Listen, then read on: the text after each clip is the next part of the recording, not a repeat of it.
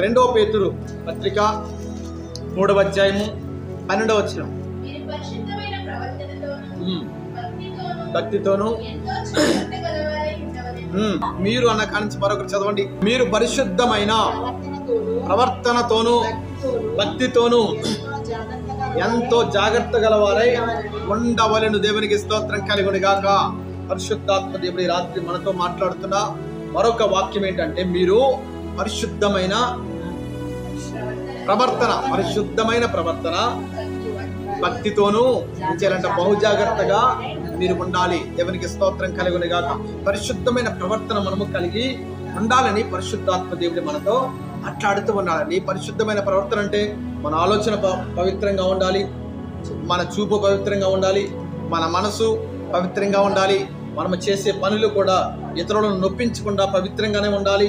అనేక మందిని మనం ఆదరించే విధంగా, అనేక మందికి సహాయం చేసే విధంగా దైవికమైనటువంటి భక్తి క్రమంలో మనము పెరిగేవారిగానే ఉండాలి, నడిచేవారిగానే ఉండాలని ఈ వాక్యము ద్వారా ఈ రాత్రి దేవుడు మనతో మాట్లాడుతూ ఉన్నాడు. దేవునికి స్తోత్రం కలుగును గాక.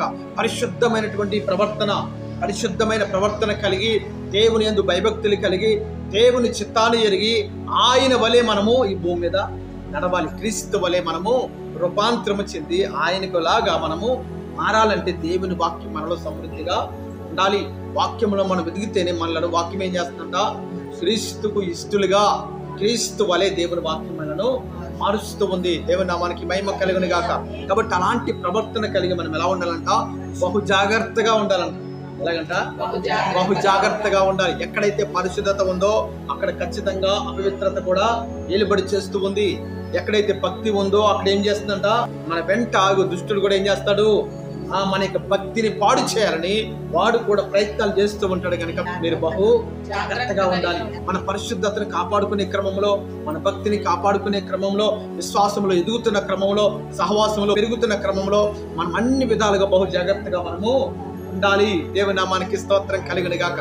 అలా ఉండి మన భక్తిని కాపాడుకుంటూ పరిశుద్ధమైన ప్రవక్తన కలిగి మనము ఉండాలని ఈ లేఖనం ద్వారా దేవుడే మనతో మాట్లాడుతూ ఉన్నాడు. దేవుని నామానికి స్తోత్రం కలుగును గాక.